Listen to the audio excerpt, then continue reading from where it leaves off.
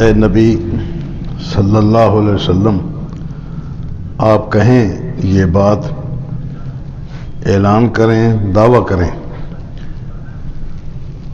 کہ میں رسولوں میں سے کوئی انوکھا رسول نہیں، مجھے نہیں معلوم کہ میرے ساتھ کیا ہوگا اور نہ تمہارے ساتھ جو کچھ ہونا ہے اس کا مجھے علم ہے۔ ان اتبع الا ما یوحی الیہ، میں تو صرف اس چیز کے تابعداری کرتا ہوں جو میری طرف وحی کی گئی ہے۔ وما انا الا نذیر مبین، اور میں نہیں ہوں مگر صرف ڈرانے والا ہوں کھلا کھلا۔ قل ارائیتم، آپ ان کو کہیں کیا خیال ہے تمہارا، ان کان من عند اللہ ہے، اگر یہ قرآن اور اللہ تبارک تعالیٰ کا دین اللہ تبارک تعالیٰ کی طرف سے ہو، وکفرتم بہ، اور تم اس بات کا انکار کر بیٹھو، وشاہد شاہد من بنی اسرائیل، اور بنی اسرائیل میں سے بھی ایک گواہ نے گواہی دے دی ہے اس کے حق ہونے پر،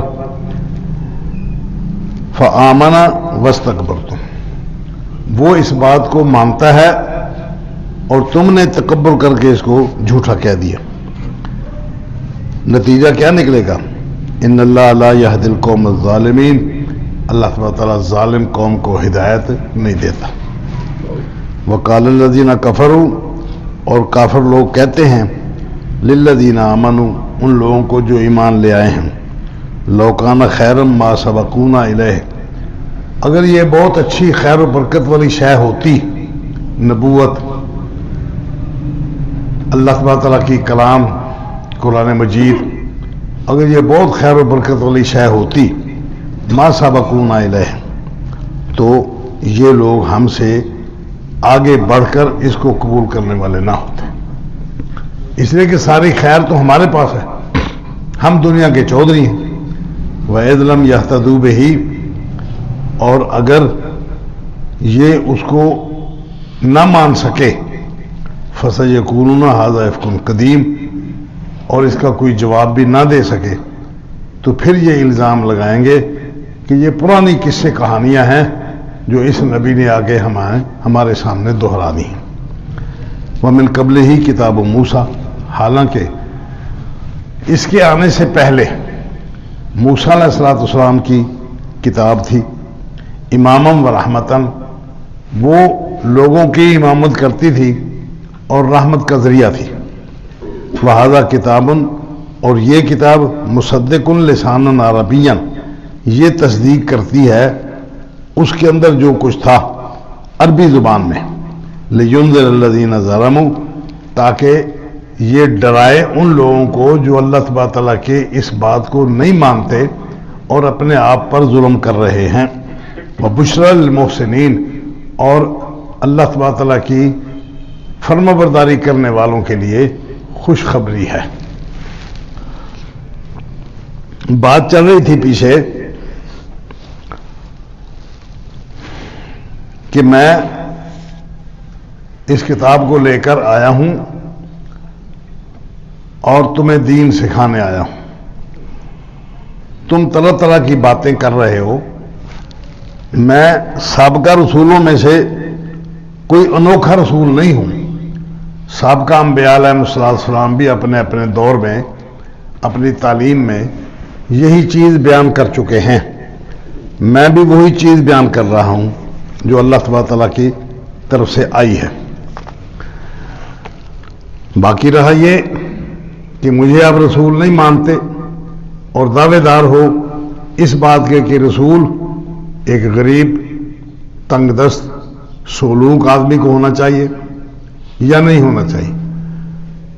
پچھلے جمعے یہ بات ذکر کی تھی کہ تیرے پاس باغ ہونا چاہیے، تیرے ہاتھ میں نہریں ہونی چاہیے، تیرے پاس سونے چاندی کے ڈھیر ہونے چاہیے، ڈیرے داری ہونی چاہیے، بدماشی ہونی چاہیے، جس کو چاہے پٹائی لگا دے، جس کو چاہے چھوڑ دے، تیرے پاس تو کوئی اختیار ہی نہیں ہے، تو بالکل شریف آدمی ہے، یہاں دنیا میں رہنا ہے، اگر چودر کرنی ہے تو اس کے لیے ضروری ہے کہ چودھری کو چودھری ہونا چاہیے، حلال حرام کی جسے تمیز نہ ہو، جائز نجائز کے جسے پتہ نہ ہو، وہ جو اس کا جی چاہے وہ کرتا رہے، اور تو قدم قدم پر قدم اٹھانے سے پہلے پھونک پھونک کر قدم رکھتا ہے، اور قدم قدم پر اللہ سبحانہ تعالیٰ کی طرف سے آنے والے ان حکم کی انتظار میں ہے۔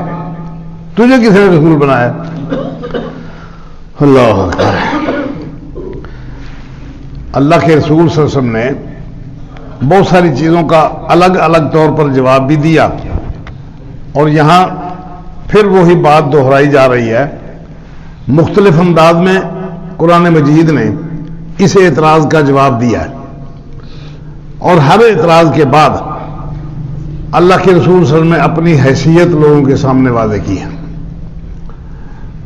کہ میں اللہ سبحانہ تعالیٰ کی طرف سے جو کچھ پہنچ جاتا ہے وہ میں تمہیں سمجھا دیتا ہوں، جو کچھ میرے ساتھ ہونا ہے، جو کچھ تمہارے ساتھ ہونا ہے۔ نبی کا یہ معنی نہیں ہوتا کہ وہ غیب دان ہو، مستقبل کی خبریں بتاتا رہے، کہاں نقصان ہونا ہے، کہاں فائدہ ہونا ہے، کہاں پر ہماری بکریاں چرنی چاہیے اور کہاں پر ہماری بکریاں نہیں چرنی چاہیے، کہاں ہماری فصل ہونی چاہیے اور کہاں نہیں ہونی چاہیے۔ یہ سطحی قسم کے لوگوں کا تصور ہوتا ہے کہ وہ دنیا کو ہی، اس کی چکا چوند روشنی کو ہی، اس کے پیسے اور اپنی چودر کو ہی وہ بہت بڑا کارنامہ سمجھتے ہیں، حالانکہ یہ کوئی کارنامہ نہیں ہے۔ دنیا کے اندر غریب سے غریب لوگ بھی پڑے ہیں اور امیر سے امیر لوگ بھی پڑے ہیں۔ نہ امیروں کی امیری ان کے لیے خوش بختی کا پیش خیمہ ہے، اور نہ غریبوں کی غریبی، ان کے پاس پیسہ نہ ہونا، تنگ دست ہو جانا، ان کی چودراہٹ نہ چلنا، ان کا دنیا کے اندر کوئی بظاہر معاشرے کے اندر مقام اور مرتبہ نہ ہونا، یہ ان کی بد نصیبی کی کوئی بنیاد نہیں ہے کہ جو بندہ دنیا میں مال و دولت اس کے پاس نہیں ہے، چودراہٹ اس کے پاس نہیں ہے، وہ یہ سمجھے کہ میں غریب ہوں، اور لوگ بھی یہ سمجھے کہ اس کے پلے کچھ نہیں۔ نہیں، ہماری دنیا الگ ہے، تمہاری دنیا الگ ہے۔ مجھے یہ خبر نہیں کہ میرے ساتھ کیا ہونے والا ہے اور تمہارے ساتھ کیا ہونے والا ہے۔ یہ بڑی عجیب بات ہے کہ اللہ تبارک تعالیٰ کے رسول صلی اللہ علیہ وسلم اس بات کا اعلان کریں، قرآن مجید کہے کہ آپ اعلان کریں کہ میرے ساتھ جو کچھ ہونے والا ہے مجھے پتہ نہیں، تمہارے ساتھ جو کچھ ہونے والا ہے تمہیں پتہ نہیں، نہ مجھے پتہ ہے نہ تم جانتے ہو۔ تم دنیا کی عزت احترام کو، دنیا کی منمانی کر لینے کو اپنے لیے بڑی عزت اور احترام کا مقام سمجھتے ہو، اللہ کے ہاں مقبولیت کا ذریعہ سمجھتے ہو، حالانکہ یہ دونوں چیزیں کوئی شے نہیں۔ امتحان تو امتحان ہوتا ہے، فیصلہ اللہ نے کرنا ہے، اس فیصلے سے ڈرتے ہوئے اللہ کی بات آج مانو، اللہ کے رسول صلی اللہ علیہ وسلم کی بات مانو، اور اس کے بعد پھر ضمانت مل جائے گی تمہیں آخرت کی کامیابی کی۔ دنیا میں زندگی گزارنی ہے جس حال میں بھی گزرے، اگر وہ فقر و فاقہ میں ہے تو بھی اللہ تعالیٰ کی طرف سے امتحان ہے، اور اگر وہ غنی ہے، مالدار ہے، تو بھی اللہ کی طرف سے امتحان ہے۔ وَلَنَبْلُوَنَّكُمْ بِشَيْءٍ مِّنَ الْخَوْفِ وَالْجُوعِ، ہم تمہیں آزمائیں گے، خوف سے بھی آزمائیں گے، بھوک دے کر بھی آزمائیں گے، پیسہ دے کر بھی آزمائیں گے، اور یہ سب کچھ صرف اس لیے ہے کہ تمہیں دیکھا جائے تم کیا عمل کرتے ہو، تمہاری دنیا میں عمل کی نیت کیا ہے اور اس عمل کی ترتیب کیا ہے۔ کیا واقعتاً اللہ تبارک تعالیٰ کے رسول صلی اللہ علیہ وسلم کے حرام کردہ چیز کو آپ حرام سمجھتے ہیں، حلال کردہ چیز کو حلال سمجھتے ہیں، تو پھر جو ہے کامیابی، نتائج آخرت میں جا کر نکلیں گے۔ اور اگر دنیا میں کامیابی اسی کا نام ہے کہ جو بندہ مخالف ہے اس کو تہس نہس کر دو، اس کا کھانا خراب کر دو، ہماری منمانی ہو جائے، ہم کسی سے نیچے نہ رہیں، دیکھا جائے گا جو ہوگا۔ اب دیکھا جو جائے گا، جب دیکھنے کا وقت آئے گا تو پھر بہت خرابی ہوگی۔ اس لیے فرمایا کہ مجھے نہیں معلوم کہ تمہارے ساتھ کیا ہونا ہے، میرے ساتھ کیا ہونا ہے۔ یہاں ایک سوال پیدا ہوتا ہے کہ اللہ تبارک تعالیٰ نے اپنے رسول صلی اللہ علیہ وسلم کو تو کامیابی کے راستے پر ڈال دیا، صراط مستقیم کی ہدایت بھی دے دی، اور واضح طور پر کہہ بھی دیا کہ تو کہہ ان لوگوں کو کہ میں صراط مستقیم پر ہوں، اللہ تبارک تعالیٰ کی طرف سے مجھ کو ہدایت ملی ہے، میں اس ہدایت پر ہوں اور اس کی کامیابی، لیکن اس کامیابی کے اندر کس انداز کی کامیابی ہے، کس طرح کی کامیابی ہے، ہمیں کس میں جو کچھ ہونے والا ہے وہ مجھے معلوم نہیں۔ نبی اکرم صلی اللہ علیہ وسلم سے بی بی عائشہ رضی اللہ تعالیٰ نے پوچھا کہ یا رسول اللہ قیامت آئے گی، کیا آپ مشکل حالات میں قیامت کو اپنے گھر والوں کو یاد رکھیں گے؟ ارشاد فرمایا کہ عائشہ 3 مقامات ہیں جہاں کوئی کسی کو یاد نہیں رہے گا، یہ میری بھی مجبوری ہے، تیری بھی مجبوری ہے، عمل کرے گی تو سیدھا راستہ اللہ تعالیٰ کی طرف سے رحمت ہو جائے گی، نہیں تو مجھے نہیں پتا، جب میں بھول ہی جاؤں گا اس میں، اپنے آپ کو بھی بھول جاؤں گا، ساری کائنات کو بھول جاؤں گا، صرف رب سلم، اللہ سلامتی، اللہ کرم نوازی کر۔ تمام انبیاء علیہ السلام کی زبان پر یہ ایک مشترکہ جملہ ہوگا، رب سلم، اللہ سلامتی عطا کر، تو کون کسی کو یاد رکھے گا؟ پھر اس کی تفصیل بیان فرمائی، فرمایا سب سے پہلے وہ مرحلہ جب نامہ اعمال تلے گا، اس میں کوئی کسی کو یاد نہیں رکھے گا، صرف اس نامہ اعمال اور اپنے انجام پر ہر بندے کی، ہر شخص کی نظر ہوگی کہ یہ نیکیوں والا پلڑا بھاری ہوتا ہے یا برائیوں والا پلڑا بھاری ہوتا ہے، مجھے بھی کسی کوئی یاد نہیں رہے گا۔ دوسرے نمبر پر جب نامہ اعمال تول جانے کے بعد وہ ہاتھ میں دیا جائے گا، ہاتھ میں پکڑنے کے لیے بندہ اپنے ہوش کھو بیٹھے گا، اب پتہ نہیں اس کا نتیجہ نمبر کتنے نمبر لگ کے آئے، بظاہر تو دیکھیے کہ جھک گیا پلڑا، لیکن اس جھکے ہوئے پلڑے میں کتنی مزید خرابیاں ابھی باقی ہیں جہاں اللہ پاک نے نمبر نہیں لگائے۔ جب وہ پرچہ دیا جائے گا تو اس وقت سب کچھ بھول جائے گا۔ تیسرے نمبر پر جب پل صراط پر جہنم کے اوپر سے گزرنے کا مرحلہ آئے گا، اب پتہ نہیں میں نیچے جاتا ہوں کہ اوپر چڑھ کے پار نکل جاتا ہوں، نکلتا ہوں تو کیسے نکلتا ہوں کوئی خبر نہیں۔ 3 مقام ہیں عائشہ جہاں کوئی کسی کو یاد نہیں رکھ سکے گا۔ تیرا یہ سوال میں اسی کا یہ جواب دے رہا ہوں۔ اللہ اکبر۔ اب جہاں یہ معاملہ آ جائے وہاں دنیا میں کسی پیر فقیر کی، کسی کا دامن تھام لینے والے کا کیا حشر ہوگا؟ جس کا دامن تھاما گیا ہے اس کا اپنا کیا حشر ہوگا، اور اس کی 11ویں دینے والوں کا کیا حشر ہوگا، اس کے نام پر چڑھاوا چڑھانے والوں کا کیا حشر ہوگا، جب اس کو اپنی ہوش نہیں، اپنی ہوش کس کس کو نہیں۔ ان 3 مقامات پر نص صریح میں اللہ تبارک تعالیٰ کے رسول صلی اللہ علیہ وسلم کو اپنا بھی ہوش نہیں ہوگا، آپ صلی اللہ علیہ وسلم کو خود آپ اپنا بھی ہوش نہیں ہوگا۔ صحیح حدیث کے اندر امام بخاری رحمہ اللہ نے وضاحت کر دی ہے اس بات کی کہ 3 مقام ہیں، کوئی کسی کو یاد نہیں رکھے گا۔ اس وقت سب سے زیادہ اہمیت اس کی اپنی جان کی ہوگی، اور اس وقت جو کام کیا جا رہا ہے اس کا نتیجہ کیا ہے، پار نکلتا ہوں یا درمیان میں رہتا ہوں۔ اب ما یفعل بی ولا بکم، میرے ساتھ کیا ہونے والا ہے، تمہارے ساتھ کیا ہونے والا ہے۔ قرآن مجید نے بڑی وضاحت کے ساتھ ان باتوں کو ذکر کیا۔ قل لا یعلم من فی السماوات والارض الغیب الا اللہ، کہہ دیجئے کہ کوئی نہیں جانتا جو کچھ آسمانوں میں ہے اور جو کچھ زمینوں میں ہے، سب کچھ غیب کا کسی کو علم نہیں، الا اللہ، صرف اللہ جانتا ہے کہ مشکل مقامات پر کس بندے کے ساتھ کیا ہونے والا ہے۔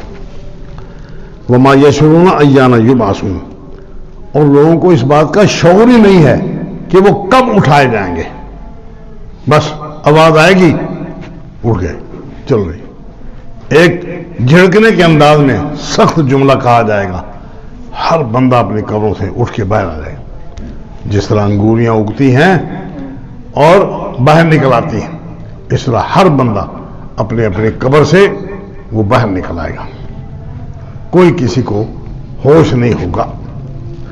ان کو یہ پتہ ہی نہیں کہ ہمیں اٹھایا کب جانا ہے. مر تو گئے, آج سے ہزاروں سال پہلے لوگ مر گئے, کیا پتہ کب اٹھنا ہے. آج جو لوگ مر گئے, کل جو مر گئے, اب ان کے لیے کتنا ٹائم باقی ہے کسی کو کوئی خبر نہیں. کب انہوں نے اٹھنا ہے کسی کو کوئی پتہ نہیں. نہ پیر سائیں کو پتہ ہے, نہ دامن پکڑنے والوں کو پتہ ہے, نہ جس کا دامن پکڑا گیا اس کا کسی کو پتہ ہے. اللہ اکبر. نبی اکرم صلی اللہ علیہ وسلم کی اپنی زندگی مبارکہ میں ڈھیر سارے واقعات ایسے آئے جو آج بھی احادیث میں بالکل کھلی کھلی بات ہے. نبی اکرم صلی اللہ علیہ وسلم نے چند لوگوں کو بھیجوایا, تقریباً 70 لوگ تھے. کچھ لوگوں نے آگے درخواست کی کہ ہمارے علاقے میں کچھ مبلغین کو بھیجا جائے. آپ نے 70 لوگوں کو بھیجوا دیا. وہ چلتے گئے. راستے میں جب مندر کے قریب پہنچے تو پیچھے ان کے جو پہلے سے منصوبے کے تحت بندے رکھے گئے تھے وہ ان کے پیچھے لگ گئے. انہوں نے سوچا کہ یہ لوگ پیچھے ہمارے ہیں, ادھر سے بھی اٹھ رہے ہیں, ادھر سے بھی اٹھ رہے ہیں, آگے سے بھی, پیچھے سے بھی, یہ تو جمگاٹا بن رہا ہے. اب ان کے پاس کوئی ایسا ذریعہ تھا نہیں کہ ان کا مقابلہ کرنے کی کوئی صورت بن سکتی. تبلیغ کے لیے گئے, کہا بھی ایسے کیا, جب دیکھا کہ گھیرا تنگ ہو رہا ہے تو ایک پہاڑ کے اوپر چڑھ گئے. اب انہوں نے دیکھا کہ ہتھیار تو باہر ان کے پاس بھی تھے. دیکھا یہ کہ اگر ہم پہاڑ پر چڑھتے ہیں تو نتیجہ بالکل واضح, اوپر کھڑا ہوا بندہ تو ہمیں مار دے گا, لیکن ہم ان کو کوئی نقصان نہیں پہنچا سکتے. انہوں نے منت خوشامد کرنی شروع کر دی. 70 میں سے 60 بندے نیچے چلے گئے. ان کے وعدے مواعید اور قسمیں اٹھانے پر اور ان کے وعدے کرنے پر انہوں نے اعتماد کر لیا, نیچے آ گئے.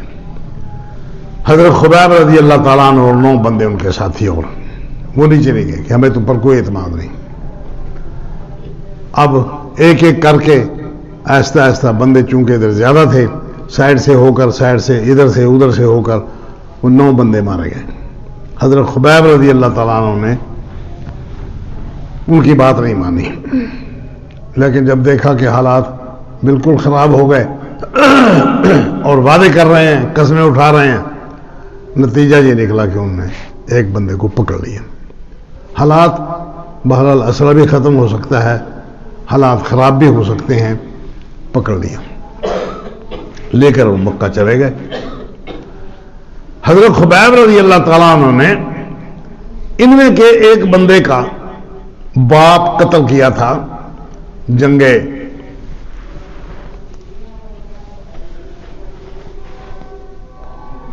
احد میں. وہ ان کو انہوں نے جا کے بیچ دیا, خاصی قیمت لے لی, اپنے گھر انہوں نے بند کر لیا. جب حالات کچھ ٹھیک ہوئے تو وہ لے گئے باہر. اب حضرت خبیب رضی اللہ تعالیٰ کو پتہ چلا کہ اب قتل کریں گے. انہوں نے بھی کہہ دیا کہ آخری خواہش تیری ہے تو بتا کہ میں 2 نفل پڑھنا چاہتا ہوں. نفل پڑھ لیے. اب پڑھ لیے, اس کے بعد ان کو قتل کر دیا گیا. نبی اکرم صلی اللہ علیہ وسلم کو جب یہ پتہ چلا تو 1 مہینہ بھر آپ ان لوگوں کے لیے بد دعا کرتے رہے. اللہم, اے اللہ, فلاں فلاں فلاں فلاں نام لے لے کر جن لوگوں نے یہ دھوکہ کیا تھا, نام لے لے کر ان کے لیے بد دعائیں کرتے رہے. نماز پڑھ کے 2 رکعتوں کے دوسرے رکوع کے بعد ہاتھ اٹھا لیے جاتے اور پوری کی پوری جماعت دعائیں مانگتی. 1 مہینہ بھر دعائیں مانگتے رہے. بالآخر اللہ پاک نے فرمایا لیسا علیکا شیء, یہ تیری ذمہ داری بات نہیں, تو اپنا وہ کام کر جو ہم نے تمہیں دیا ہے. آپ کس چکر میں آ گئے ہیں, آپ چھوڑیں ان باتوں کو, یہ ہمارا کام ہے. اللہ بہتر جانتا ہے اللہ تبارک تعالیٰ کے کیا منصوبے ہوتے ہیں.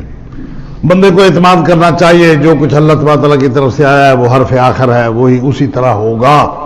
حالات بندے کو بظاہر سیاسی طور پر جو بھی نظر آتے ہیں, اگر وہاں اللہ تبارک تعالیٰ اور اس کے رسول کی طرف سے کوئی حکم ہے تو بندے کو حالات آنکھیں بند کر کے سائڈ میں کر دینے چاہیے.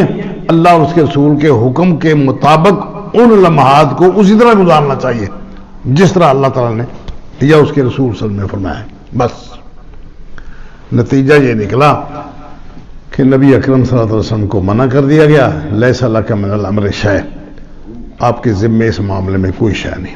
آپ بد دعائیں نہ کریں، جو اللہ تعالیٰ نے حکم دیا اس کے مطابق عمل کریں. آپ خاموش ہو گئے. اللہ کی قدرت، جن لوگوں نے گرفتار کیا تھا، جن لوگوں نے قتل کیا تھا، جن لوگوں نے بیچا تھا، جنہوں نے خریدا تھا، وہ ایک ایک کر کے سب مسلمان ہو گئے. اب یہ سعادت اگر ان کو اللہ کے رسول صلی اللہ علیہ وسلم کی بد دعاؤں سے مار دیا جاتا تو یہ اللہ تعالیٰ کے منصوبے ہیں. اس نے کس بندے سے کیا کس انداز کا کام لینا ہے. ایک موقع پر نبی صلی اللہ علیہ وسلم نے ارشاد فرمایا، اللہ تبارک تعالیٰ اس بندے سے بڑا تعجب کرتا ہے کہ قاتل اور مقتول دونوں جنت میں جا پہنچے. قاتل اور مقتول دونوں ایک مقام پر جنت میں جا پہنچے. صحابہ نے عرض کیا، یا رسول اللہ، قاتل تو خیر قاتل ہے، مقتول مقتول ہے. اب مقتول تو ظلم کے ساتھ مارا گیا، وہ تو جنت میں جائے، یہ تو عقل مانتی ہے. اب جو قاتل ہے وہ کیسے جنت میں جائے گا؟ ارشاد فرمایا کہ ایک بندہ قاتل ہے، اس نے اللہ تبارک تعالیٰ کے رسول صلی اللہ علیہ وسلم کے دشمن کو، اسلام کے دشمن کو، مسلمانوں کی فوج کے مقابلے میں میدان جہاد میں اس کو قتل کر دیا. اللہ کے رسول صلی اللہ علیہ وسلم کے جھنڈے کے نیچے اس کو قتل کر دیا. وہ کافر تھا، قتل ہو گیا. اچھا، مسلمان تھا، وہ قتل ہو گیا. کافر نے اللہ کے رسول صلی اللہ علیہ وسلم کے ساتھ آنے والے لوگوں میں سے ایک بندے کو قتل کر دیا. اب یہ تو چونکہ اللہ تبارک تعالیٰ کے رسول صلی اللہ علیہ وسلم کا ساتھی تھا، اسلام کے لیے لڑ رہا تھا، قربانی دی اس نے اپنی جان کی اسلام کے لیے، یہ تو جنت میں جائے گئی. اللہ تبارک تعالیٰ نے اس قاتل کو جو اس وقت غیر مسلم تھا بعد میں اس کو ہدایت دے دی، یہ مسلمان ہو گیا. اب اس کی جب موت آئی تو یہ بھی اللہ تعالیٰ کے دین کی خاطر لڑتے ہوئے مارا گیا، یا اپنے تبھی موت مر گیا لیکن مسلمان تھا. تو اللہ تبارک و تعالیٰ نے اس کو اپنی طرف سے اس کا بدلہ دے دیا اور اس کو اپنی رحمت کے ساتھ جنت میں بھیج دیا. قاتل مقتول دونوں جنت میں چلے. اب یہ انداز اللہ تبارک تعالیٰ نے ارشاد فرمایا کہ لیس لک من الامر شیء، تیرے لیے اس معاملے میں کوئی بھی اکرام کرنے کی ضرورت نہیں، تو وہی کر جو کچھ تجھے حکم دیا جا رہا ہے. اب دیکھیں کتنا شدید مرحلہ ہے. اس موقع پر بھی اللہ تعالیٰ کے رسول صلی اللہ علیہ وسلم کو بھی اللہ کے حکم کے بغیر ان کے لیے بد دعا کرنے کی اجازت نہیں دی گئی. جب تک اجازت تھی اس کے بعد بالآخر ان کو پابند کر دیا گیا کہ آپ یہ کام نہیں کر سکتے. اللہ کا اختیار ہے. اب ہم اللہ تبارک و تعالیٰ کے رسول صلی اللہ علیہ وسلم سے آگے بڑھ کر اپنی مرضی سے اگر کسی 11ویں 12ویں والے کو، اگر کسی اونچے شملے والے کو، اگر کسی تمندار کو، کسی چودھری کو، کسی ایم این اے، ایم پی اے، کسی کو اس طرح مان لیں کہ کل کو یہ ہمارا ذمہ دار بن جائے گا، جھوٹ ہے، سب کچھ غلط ہے سب. یہ خام خواہ اپنے دل کو تسلیاں دینے والی بات ہے، ورنہ حقائق سے ان کا کوئی تعلق نہیں. بندے کو چاہیے کہ وہ اپنے آپ خود پابند کرے اپنے آپ کو اللہ اور اس کے رسول کا. اب اسی طرح نبی اکرم صلی اللہ علیہ وسلم نے بد دعائیں مانگی، آپ صلی اللہ علیہ وسلم کو منع کر دیا، آپ صلی اللہ علیہ وسلم کو منع کر دیا گیا. اور ان لوگوں کو جنہوں نے ظلم زیادتیاں کی تھی ان کو ایک جملہ کہ اللہ میں معافی مانگتا ہوں، اشہد ان لا الہ الا اللہ واشہد ان محمد عبدہ ورسولہ، یہ جملہ کہہ کے وہ 1 انچ آگے بڑھ گیا، اس کی بخشش ہو گئی. یہ توبہ، یہ اسلام، اللہ تبارک تعالیٰ کی طرف رجوع کرنا، اپنے گناہ کا اعتراف کر لینا، اتنی زبردست بات ہے، اتنی زبردست بات ہے کہ جب تک موت کے آثار بندے پر ظاہر نہیں ہو جاتے، اس بندے کو اس بات کا احساس نہیں ہو جاتا کہ میں مر رہا ہوں، اس وقت تک توبہ کا دروازہ کھلا ہے. ایک بندہ آ جائے، 1000 بندہ آ جائے، لاکھوں آ جائیں، وہ سب کو اللہ تعالیٰ کی معافی میسر آ جاتی ہے. یہی ایک ایسا کام ہے دنیا میں جس کا ہو جانا یقینی ہے, لازمی ہے. اللہ تبارک تعالیٰ نے دروازہ کھلا چھوڑ دیا ہے. اب جو بندہ اس دروازے سے پار نکلنا چاہتا ہے وہ نکلے, اور یہی دعوت ہے ہر بندے کے لیے, عام ہے, صلائے عام ہے نقطہ داراں کے لیے. یہ عام ہے بات, ہر وقت دروازہ کھلا ہے. اس لیے فرمایا کہ مجھے نہیں پتا میرے ساتھ کیا ہونے والا ہے, آپ کے ساتھ کیا ہونے والا ہے. مثلا دیکھیں, مسلمان ہو جانا, کل لا املک لنفسی نفعا ولا ضرا کہہ دے, میں اپنی جان کے لیے بھی نفع نقصان کا مالک نہیں ہوں الا ماشاء اللہ. ہاں نفع نقصان وہی کچھ جو اللہ تبارک و تعالیٰ کی منشا میں ہوگا وہ مجھے نفع مل جائے گا. جو نقصان اس کے معلومات میں ہے مجھے پہنچانا ہے وہ نقصان پہنچ کر رہے گا.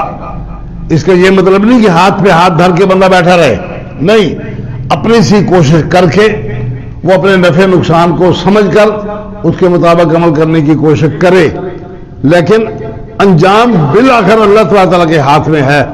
بندے کی محنت مشقت وہ اس بات کے لیے کام نہ آئے تو کوئی بھی اس پر اعتراض نہیں کیا جا سکتا. اللہ اکبر.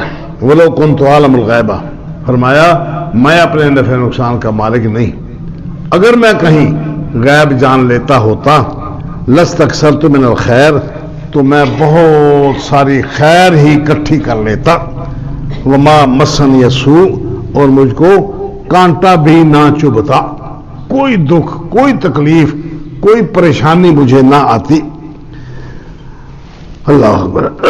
ان انا الا نذیر و بشیر, میں تو صرف اللہ تبارک تعالیٰ کی نافرمانی سے ڈرانے کے لیے آیا ہوں اور اس کی فرمانبرداری کو سنا کے لوگوں کو خوشخبری دینے کے لیے آیا ہوں. میں کسی کا مالک نہیں, میں اپنی جان کا مالک نہیں.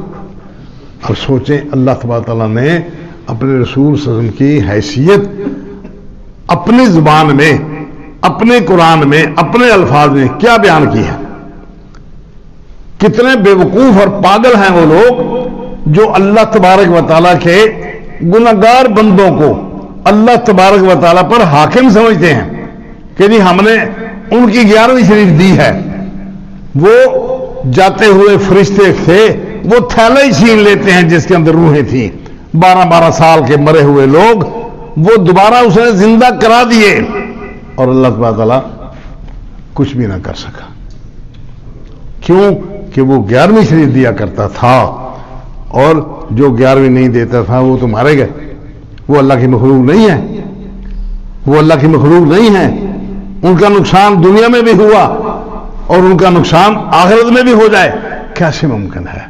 اللہ پاک نے فرمایا کہ ہم نیک اور برے بندے کو ایک جیسا نہیں رکھتے, ایک جیسا نہیں رکھتے, نہ دنیا کی زندگی میں نہ آخرت کی زندگی میں. دونوں کے لیے ہم نے الگ الگ پیمانے مقرر کیے ہوئے ہیں. جو اللہ کا نافرمان ہے اس کے لیے پیمانہ الگ ہے, جو نیک بندہ ہے, اللہ کا فرمانبردار ہے, اللہ کے رسول کا فرمانبردار ہے, اس کے لیے اللہ کے ہاں پیمانہ الگ ہے. اب اپنی مرضی سے کوئی بندہ 11ویں شریف دے کر یا 12ویں شریف دے کر تیجا ساتھا کر کے, جب اللہ کے رسول سے ثابت نہیں ہے کوئی شے, اپنی مرضی سے اس کو نیکی سمجھ کر کرتا رہے. قرآن مجید کہتا ہے حل اتاک حدیث الغاشیہ, آپ کے پاس خبریں آئی ہیں اس چیز کی جو چھا جائے گی, ڈھانپ لے گی, ہر چیز کو کور کر لے گی. وجوہ یومئذ خاشعہ, کچھ چہرے ایسے ہوں گے جو بہت ڈرنے والے ہوں گے, خوف زدہ ہوں گے. عاملۃ ناصبہ, عمل کر کر کے تھکے ہوئے ہوں گے, عمل کر کر کے تھکے ہوئے ہوں گے. رات بھر ایک قدم پر کھڑے ہو کر وہ اللہ تبارک و تعالیٰ کا نام لیتے رہے, حق ہو کی دعوتیں دیتے رہے, اللہ ہو پکارتے رہے. تسلا نارن حامیہ, وہ جلتی ہوئی بھڑکتی ہوئی آگ میں جا کر پہنچیں گے. کیوں پہنچیں گے؟ جو کچھ کیا اپنی مرضی سے کیا, اللہ تبارک تعالیٰ کی راضی اور ناراضگی کا کوئی لحاظ نہیں رکھا. نہ اللہ کو جانتے تھے نہ اللہ کی رضا اس کی ناراضگی کا ان کو پتہ چلا، اپنی منمانیاں کرتے رہے اور لوگوں نے ان سے اپنے نذرانے وصول کرنے کی کوشش کی. وہ نذرانے دے دے کر تھک گئے، دنیا میں عمل کر کر کے وہ تھکے ہوئے لوگ. جب موقع آئے گا تو پھر دیکھا جائے گا کہ وہ جہنم میں چلے گئے. کیوں جہنم میں چلے جائے؟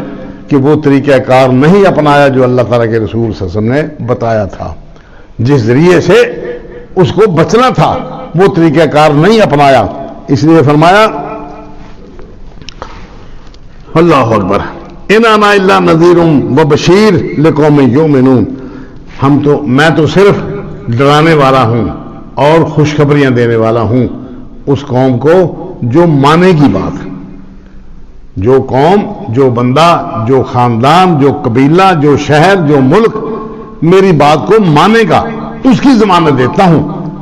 اگر وہ مجھ پر ایمان نہیں رکھتا، مجھے وہ رسول نہیں سمجھتا، میرے مقابلہ میں کسی دوسرے کو رسول بنا لیا، کسی دوسرے کی دامن پکڑ کر اس کے پیچھے چل نکلا، میرا دامن چھوڑ دیا، میری کوئی ذمہ داری نہیں. نبی اکرم صلی اللہ علیہ وسلم نے ایک موقع پر اللہ اکبر صحابہ کو بیان فرمایا. ایک بندہ نبی صلی اللہ علیہ وسلم کی خدمت میں آیا، آپ نے فرمایا کہ براء بن عازب رضی اللہ تعالیٰ عنہ، میں تجھے ایک ایسا وظیفہ نہ بتاؤں، ایسا کلمہ نہ بتاؤں کہ تو سوتے وقت وہ کلمات ادا کر لیا کر، اگر نیند کے اندر تیری موت آ جائے مت علی الفطرہ، تو فطرت اسلام پر مرے گا. چنانچہ آپ صلی اللہ علیہ وسلم نے ارشاد فرمایا، وہ کہتے ہیں ہاں جی یا رسول اللہ مجھے بتا دیں، میں یہ سیکھنا چاہتا ہوں. نبی صلی اللہ علیہ وسلم نے ارشاد فرمایا کہ جب سونا ہو تو وضو بنا الگ سے، نیند کی خاطر وضو بنا. پہلے جو کچھ ہو چکا ہے نہیں ہے سب چھوڑ، نیند کے لیے سونے کے لیے الگ سے وضو بنا. اور جو تو نے وظائف کرنے ہیں اپنے وظائف کر لے. آخری کلمات تیری زبان سے جو نکلے، اللہم اسلمت وجہی الیک وفوضت امری الیک والجأت ظہری الیک رغبتا ورہبتا الیک لا ملجا ولا منجا منک الا الیک آمنت بکتابک الذی انزلت وبنبیک الذی ارسلت وبنبیک الذی ارسلت.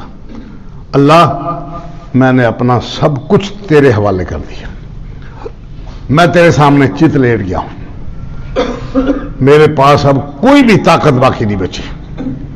نیند نے غلبہ کر لیا ہے اور میں چت لیٹ گیا ہوں، کمر میں نے تیرے سامنے لٹا دی. خوشی سے کروں تو یہی کچھ میرا کام ہے، اور اگر مجبوراً کروں تو میں یہی کچھ کر سکتا ہوں، اور کچھ نہیں کر سکتا. اب نیند کے آگے میری کوئی ہمت نہیں. میں تیری کتاب پر ایمان رکھتا ہوں جو کتاب تو نے نازل کی، اور تیرے نبی پر ایمان رکھتا ہوں جو نبی تو نے بھیجا ہے ہمارے پاس. یہ آخری کلمات. اب ہر چیز کی نفی ہو گئی، اللہ کے علاوہ ہر شے چھوڑ دی گئی، رسول کے علاوہ ہر شے چھوڑ دی گئی. آمنت بکتابک الذی انزلت، جو کتاب تو نے نازل کی ہے اس پر میں ایمان رکھتا ہوں، اور رسول پر ایمان رکھتا ہوں جو تو نے رسول بنا کے بھیجوایا، نبی جو تو نے رسول بنا کے بھیجا. حضرت براء رضی اللہ تعالیٰ فرماتے ہیں کہ مجھے یہ بات بڑی پسند آئی، میں نے فوری طور پر یہ الفاظ دہرانا شروع کیے. ساری دعا میں دہرا گیا. آخری کلمات تھے، آپ صلی اللہ علیہ وسلم سن رہے ہیں، آخری کلمات تھے.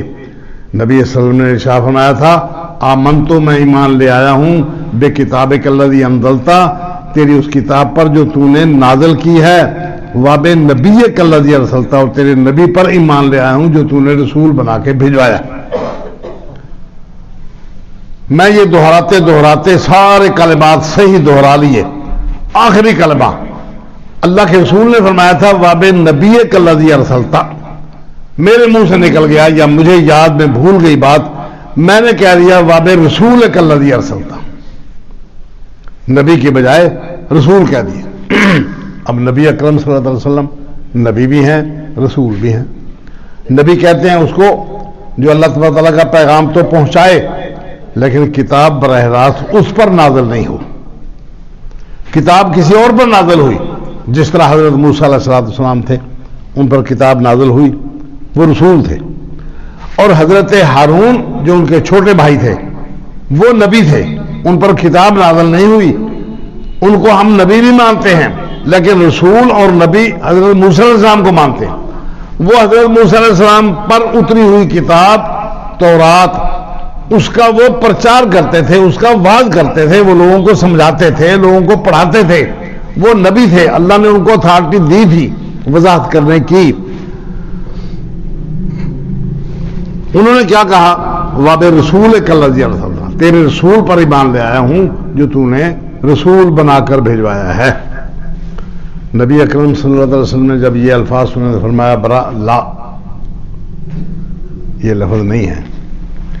میں نے جو ضمانت دی ہے نا وہ ان لفظوں کی دی ہے جو میں نے بولے ہیں، اور وہ کیا ہے؟ واب نبی کالذی ارسلتا، تیرے نبی پر میں ایمان لے آیا ہوں جو نبی تو نے رسول بنا کے بھیجوایا. تیرے رسول کی بات نہیں ہے، بات اگرچہ ایک ہے، نبوت سے رسالت کا درجہ ایک درجہ بلند ہے کہ رسول کو کتاب ملی، نبی کو کتاب نہیں ملی. دعویٰ دونوں یعنی کام دونوں کا ایک ہے. وہ بھی اسی کتاب کا پرچار کرتے ہیں، حضرت ہارون بھی اسی کتاب کا پرچار کرتے ہیں، لیکن وہ رسول ہیں، یہ نبی ہیں. اب نبی اکرم صلی اللہ علیہ وسلم نبی بھی ہیں، رسول بھی ہیں. نبی اکرم صلی اللہ علیہ وسلم حضرت محمد کریم صلی اللہ علیہ وسلم نبی بھی ہیں، رسول بھی ہیں، مگر آپ صلی اللہ علیہ وسلم کے الفاظ کیا ہیں؟ واب نبی کالذی ارسلتا، میں تیرے اس نبی کو مانتا ہوں جس کو تو نے رسول بنا کر بھیجا. کیا کہا؟ واب رسول کالذی ارسلتا، تیرے رسول کو مانتا ہوں جس کو تو نے رسول بنا کے بھیجا ہے. آپ نے فرمایا برآمدہ، جو میں نے ضمانت دی ہے وہ ان الفاظ کی نہیں جو تو نے کہے ہیں. میں اپنے الفاظ کی ضمانت دیتا ہوں کہ اگر تو یہ جملہ کہہ کر رات کو مر گیا تو تو مت علی فطرت الاسلام، تو فطرت اسلام پر مرے، مت علی الفطرہ، فطرت کے مطابق مرے گا. یہ ضمانت ہے اللہ کی طرف سے میرے الفاظ کی، جو تو نے اپنی طرف سے بنا کے بھول کر جو تو نے خود کہہ دیے ہیں اس کی ضمانت نہیں ہے. اب مجھے بتائیں، جب صرف الفاظ کی ضمانت نہیں ہے، اللہ تعالیٰ کے رسول صلی اللہ علیہ وسلم کے الفاظ کی ضمانت نہیں ہے، ضمانت دی آپ نے اپنے الفاظ کی. اگر آپ صلی اللہ علیہ وسلم کے الفاظ سے ہٹ کر کوئی بندہ بات کرے اس کی ضمانت اللہ کی طرف سے نہیں ہے، تو پوری کی پوری ایک بندے کی زندگی پیروں فقیروں کے پیچھے چلتی رہے جن کو اپنا پتہ نہیں، وہ کون سی ضمانت ہے؟ کہاں سے ضمانت آئے گی؟ کون ضمانت دیتا ہے اس بات کی کہ وہ اللہ کے رسول کو چھوڑ کر، اللہ کے رسول کو چھوڑ کر فلاں بندے کا عمل، کیا اس نے غلط عمل کیا ہے؟ اتنا بڑا کتب خانہ ہے اس کے پاس، اتنے بڑے طالب علم ہے اس کے پاس، اتنی دنیا اس کو مانتی ہے، جہاں اس کا پروگرام ہوتا ہے لوگ ٹھٹ کے ٹھٹ وہاں پہنچ جاتے ہیں، اتنی بڑی منتا ہے اس کی، کیا وہ غلط ہے؟ نہیں بھائی، غلط صحیح کا فیصلہ ہمارا نہیں، یہ اللہ نے فیصلہ کرنا ہے. ہمیں تو صرف یہ پتا ہے کہ اگر اس کا کوئی عمل اللہ کے رسول صلی اللہ علیہ وسلم کے حکم کے خلاف آ گیا تو اللہ تبارک نے فرمایا یا ایھا الذین آمنوا، سورہ محمد پڑھیں، یا ایھا الذین آمنوا، اے ایمان والو، اللہ اطیعوا اللہ و اطیعوا الرسول، خوشی خوشی بات مانو اللہ تبارک تعالیٰ کی اور خوشی خوشی بات مانو اللہ کے رسول صلی اللہ علیہ وسلم کی. ولا تبطلوا اعمالکم، اور اپنے اعمال کو باطل نہ کرو. باطل کسے کہتے ہیں؟ ضائع، ختم، بطلان ہو گیا، باطل. اللہ کی بات مانو تو وہ عمل قابل قبول، رسول کی بات مانو تو وہ عمل قابل قبول. اگر ان کی بات نہیں مانی، خوشی خوشی نہیں مانی، مجبوراً مانی، پھر بھی کام خراب ہے. خوشی خوشی بات مانی تو پھر یہ عمل قبول، اور اگر خوشی خوشی نہیں مانی تو وہ عمل پھر بھی قبول نہیں ہے. اب دیکھیں، کوئی پابندی نہیں تھی، کوئی پابندی نہیں تھی، نبی کی بجائے رسول لفظ رسول کہنے کی پابندی نہیں تھی. وہ بندہ بھول گیا، وہ بندہ مخلص تھا، اس کے دل میں کوئی چور نہ تھا، وہ بالکل صحیح تھا، اللہ کے رسول کی بات اس نے مانی، اس نے یقین کر لیا اس بات کا، لیکن اللہ کے رسول نے بات نہیں مانی. نہ، جو میں کہتا ہوں انہی الفاظ پر زور دینا ہے، وہی بات ذکر کرنی۔ جہاں اس قدر پابندی ہے وہاں اپنی مرضی سے کسی تھرڈ پرسن کو بندہ مان لے، اس لیے کہ اس کی بڑی بنتا ہے، اس لیے کہ یہ بندہ اللہ تعالیٰ کا پہنچا ہوا ولی ہے۔ کیوں ولی ہے؟ اس کو اپنے ہوش نہیں ہے، نہ اس کو اپنے سطر کا ہوش ہے، نہ اس کو اپنے پاکی پلیدی کا ہوش ہے، نہ اس نے کبھی وضو بنایا، نہ اس نے کبھی حجامت کی، نہ اس نے کبھی حلال کھانے کی کوشش کی، نہ اس نے کبھی کوئی اللہ رسول کی بات کہی۔ موالی اس کے پیچھے کوئی بندہ صرف اپنے نظریات کے مطابق چل نکلے، کہاں سے آئے گی بخشش؟ یہ ایک منصوبہ ہے، اللہ تبارک تعالیٰ نے منصوبہ بنا کے ہر چیز کو لکھ کر رکھ دیا ہے کہ فلاں بندہ فلاں موقع پر غلطی کرے گا، وہ جان بوجھ کر غلطی کرے گا یا جھوٹ موٹ کی غلطی کرے گا یا بے خیالی سے اس کی غلطی ہو جائے گی۔ حضرت آدم علیہ السلام اللہ نے فرمایا اس درخت کے قریب نہ جانا، شیطان نے بھگوایا، کہتے پتہ ہے کیوں درخت سے منع کیا؟ جو بندہ یہ درخت کھا لیتا ہے، یہ پھل کھا لیتا ہے، وہ فرشتہ بن جاتا ہے۔ اللہ تجھے دنیا میں بھیجنا چاہتا ہے، یہاں تو پکے پکائے پھل ہر وقت ہر لمحے موجود، جنت کا موقع ہے، ٹھنڈی ہوائیں ہیں، کوئی فکر نہیں، کوئی پریشانی نہیں۔ اللہ کا منصوبہ ہے، وہ تجھے دنیا میں بھیجنا چاہتا ہے۔ دنیا میں جا کے تجھے ہل جوتنا پڑے گا خود، کھیت کو پانی لگانا پڑے گا خود، بکریاں چرانا پڑیں گی آپ، دکانداری کرنا پڑے گی خود، ٹینشن آئے گی کارخانہ چلتے ہوئے نوکروں سے، ملازموں سے، مزدوروں سے۔ کیوں تو اپنے ٹینشن لیتا ہے اور کیوں اپنے بچوں کو برباد کرتا ہے؟ دیکھ یہ تیرے چھوٹے چھوٹے بچے یہ ہل چلائیں گے، یہ پانی لگائیں گے، کسی کھودیں گے، نہر بنائیں گے۔ حضرت آدم علیہ السلام اپنے بچوں کی وجہ سے کچھ پزل ہو گئے۔ تو پڑا رہے ہیں، آج نہیں تو کل فرشتہ بن جائے گا۔ میں تجھے قسم دیتا ہوں اللہ کی کہ جو کچھ میں کہہ رہا ہوں وہ سچ ہے۔ انی لگا میں ناصحین، میں تجھے خیر خواہی کر رہا ہوں، تجھے نصیحت کر رہا ہوں، تیرے لیے میں سب سے بڑا خیر کا ہوں۔ اور اللہ کی قسم اٹھا کے اس نے کہا، قرآن مجید نے ذکر کیا، وَقَاسَمَهُمَا، دونوں میاں بیوی کے سامنے اس نے قسمیں اٹھائیں، انی لکما لمن الناصحین، میں تم دونوں کے لیے خیر خواہی کر رہا ہوں، نصیحت کر رہا ہوں، تمہیں وصیت کر رہا ہوں۔ جو کچھ میں کر رہا ہوں، میں تو اندر کا بندہ ہوں نا، مجھے تو پتہ ہے، سارے منصوبے کا پتہ ہے۔ اللہ نے پہلے بھی منصوبہ، تم تو ابھی پیدا ہی نہیں ہوا تھا، اس وقت اس نے منصوبہ بنا دیا تھا، اس وقت اس نے منصوبہ بنا دیا تھا۔ یہ منصوبہ تجھے دنیا میں بھیجنے کا ہے، وہاں کتے بھی ہوں گے، گیدڑ بھی ہوں گے، بلے بھی ہوں گے، سور بھی ہوں گے، یہ ساری کی ساری الائیں بلائیں مصیبتیں تیرے گلے پڑیں گی۔ تو کیوں اپنے آپ کو جان کو جوخم میں ڈالتا ہے؟ کیوں پریشان ہو مول لیتا ہے؟ چھوڑ ان باتوں کو، قسمیں اٹھا اٹھا کے روز قسمیں۔ آخر آدم علیہ السلام نے، قرآن مجید نے کہا فَأَزَلَّهُمَا، اللہ تعالیٰ نے ان کو ذلہ کرا دیا۔ ذلہ کہتے ہیں بے خیالی سے، ایک بندہ پاؤں اٹھا کے پار جانا چاہتا ہے، بے خیالی سے اس کا پاؤں پھسل گیا اور نیچے گر گیا۔ اب اس کے گرنے میں اس بندے کا کوئی قصور نہیں، لیکن گرنے کے بعد اس کے کپڑے تو گندے ہو گئے، اس کی چودراہٹ تو ملیا میٹ ہو گئی، پگڑی صاحبہ تو گر گئی، جوتا بھی خراب ہو گیا۔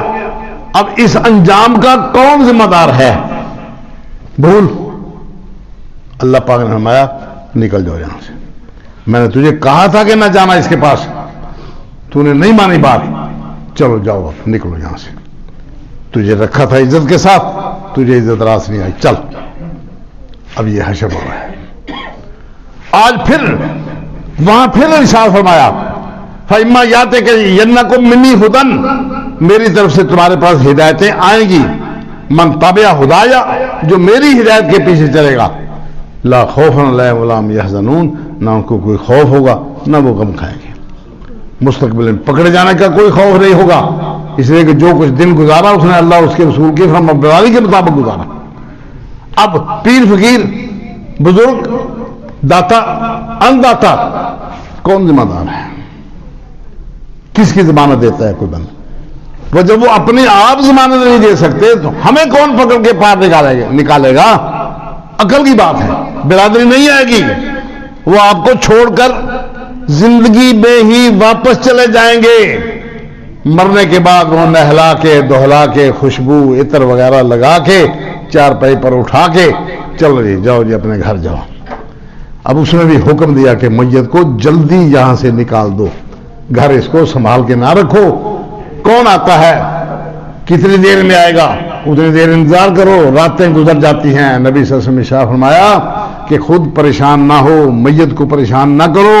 مر جانے کے بعد جب قبر تیار ہو جائے فوری طور پر اس کو اپنے گھر بھجواؤ. اگر وہ نیک ہے تو اپنے گھر بھجواؤ، اگر وہ برا ہے تو اپنے کندھوں سے اس گندے آدمی کا بوجھ اتارو. اگر وہ واقعتاً برا آدمی ہے، لیکن یہ بھی ہمیں تو پتہ نہیں ہے نیک ہے یہ برا ہے، ہمیں تو پتہ نہیں نیک ہے یہ برا ہے، اللہ کو پتہ ہے. دونوں صورتوں میں اللہ کے رسول نے فرمایا جلدی بھیجواؤ اس کو، اپنے گھر بھیجواؤ. راتوں رات اس کو جگاؤ نہ، آپ جاگو نہ، اس کے لیے ٹائم خرچ نہ کرو، اس کے لیے اپنی دہاڑیاں ضائع نہ کرو، اس کے لیے کوئی نیکی کا کام کر لو گے. ایک عورت آ گئی، یا رسول اللہ میرا خاوند فوت ہو گیا، بچے چھوٹے چھوٹے ہیں، کوئی ان کی کرنے والا نہیں. میں جا رہی تھی اپنے مربے کھجوریں چننے کے لیے، گھر کا نظام چلانا ہے. میرا فلاں عزیز وہ راستے میں مل گیا، کہتا ہے بہن چچی خالہ تجھے تو باہر نکلنے کی اجازت نہیں، تو عدت میں ہے، کیوں جاتی ہے، گھر جاؤ. وہ واپس پلٹی سیدھی اللہ کے رسول کے پاس، کہتی یا رسول اللہ بچوں کا کیا بنے گا؟ میں تو پھنس کے بیٹھ گئی، گھر میں کچھ بھی نہیں ہے، میرا کوئی کرنے والا نہیں. میں اب جائیں، تو کھجوریں چن کے لے آ، بچوں کو روزی کھلا، اور کوئی صدقہ کرے گی اللہ کے نام پر، لوگوں کو تجھ سے فائدہ پہنچے گا، تو صدقہ کرے گی فائدہ پہنچے گا. ٹائم نہ ضائع کر. اب صدقے کے لیے بھی اس وقت بھی ٹائم دیا جب وہ مجبور ہے، پریشانی ہے. صدقہ کرے گی فائدہ ہوگا، جاؤ. البتہ یہ پابندی لگا دی کہ دن چڑھے کے بعد گھر سے نکلے اور دن غروب ہونے سے پہلے گھر واپس آ جائے، رات باہر نہیں رہ سکتی. اگر کوئی مجبوری ہے تو اس مجبوری سے یہ فائدہ اٹھایا جا سکتا ہے، اتنی پابندی کرنا پڑے گی، رات کو باہر نہ رہے. اللہ اکبر. بات اللہ معاف کرے کہاں سے کہاں چلے گی. ارشاد فرمایا قل لا املک، میں مالک نہیں ہوں، لنفسی اپنے جان کے لیے، نفع ولا ذرہ، نفع اور نقصان کا، الا ماشاء اللہ، ہاں جو اللہ چاہے گا وہ نفع بھی ہوگا، جو اللہ چاہے گا وہ نقصان بھی ہوگا. اعتماد اللہ پر. وَلَوْ كُنْتُ أَعْلَمُ الْغَيْبَ لَاسْتَكْثَرْتُ مِنَ الْخَيْرِ وَمَا مَسَّنِيَ السُّوءُ. اگر میں بہت زیادہ غیب جان لیتا ہوتا تو مجھ کو ساری خیر میں اکٹھی کر لیتا، میرے پاس کوئی نقصان والی بات نہ آتی. ان انا الا نذیر و بشیر، میں تو صرف قوم کو ڈرانے والا ہوں، خوشخبریاں دینے والا ہوں. لقوم یؤمنون، جو لوگ میری بات مانیں گے. بس جو لوگوں کی بات مانتے ہیں، پیروں فقیروں کے پیچھے چلتے ہیں، نیک لوگوں کے پیچھے چلتے ہیں، علماء کے پیچھے چلتے ہیں، جبکہ علماء کے پاس اس مسئلے میں اللہ کے رسول کی طرف سے کوئی دلیل مہیا نہیں کی گئی، مسئلہ بیان نہیں کیا گیا، وہ اپنی مرضی سے کوئی چیز ٹھونس دیتے ہیں کہ نہیں جی ایسا کر لو، یہ بھی ٹھیک ہے، یہ بھی ٹھیک ہے، یہ بھی صحیح ہے، یہ بھی صحیح. اپنے آپ کو برباد نہ کریں، اللہ تبارک تعالیٰ کے دین کی طرف آئیں. اللہ تبارک تعالیٰ کے دین یہی کہتا ہے کہ لا تبطلوا اعمالکم، خوشی خوشی بات اللہ کی مانو، خوشی خوشی بات اللہ کے رسول کی مانو، اور اپنے اعمال کو ضائع نہ کرو. اللہ تعالیٰ مجھے اور آپ کو اپنے دین کی صحیح سمجھ عطا فرمائے، اس کے مطابق صحیح عمل کی توفیق اور جرأت عنایت کرے. اقول قولی ھذا وآخر دعوانا الحمدللہ رب العالمین.